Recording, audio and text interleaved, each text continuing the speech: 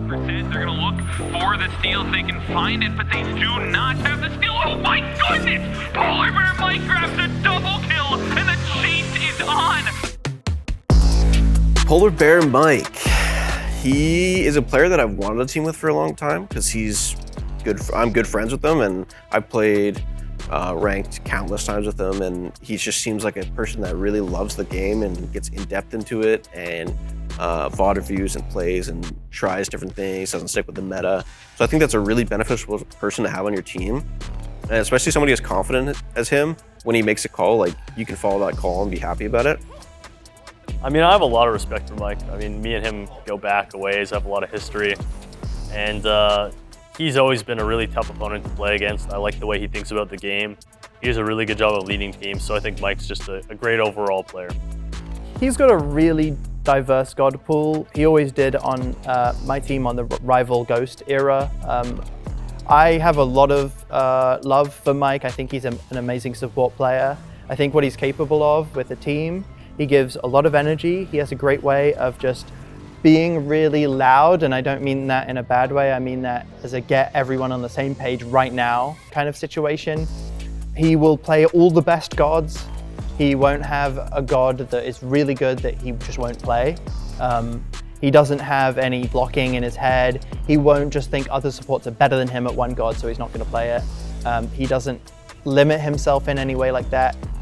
He's kind of like a player that wants to be aggressive, wants to like get in your face, you know, outplay you. And I think over the years he's kind of changed that a little bit. He's a little bit more dynamic in his play style. Now you can play a little more, maybe a little of the afros, and you know, people meme him about picking the afro, but it's a good pick, and I don't really think he's the reason why they lost those games. It was just coincidence a lot of the times that he was playing like an afro pick when they lost. Yeah, I do think that was a big change for him. He's been with Panda for countless years, and having to switch to somebody that doesn't necessarily want to run it down the lane every single time, pressure, because as we all know, Panda Cat is a pressure merchant. And but yeah, I think Vote, it definitely probably threw him off a little bit. But he's probably adjusted, and Coast is more or less, I would say, similar to Panda than Vote was to Panda. So I think having Coast on the team is probably more his speed. Yeah, and I think he went from that kind of just like only aggressive, I want pressure style to changing it up, playing maybe a little bit more like backline peel or anything like that. So I think he kind of just does everything now. He's a complete player and a good dude.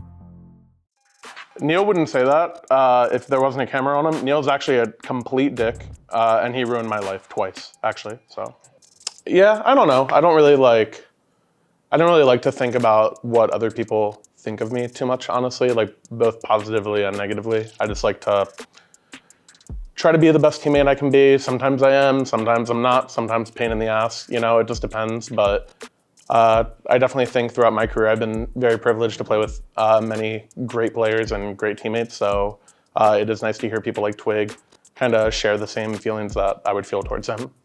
Oh, I'm so emotional.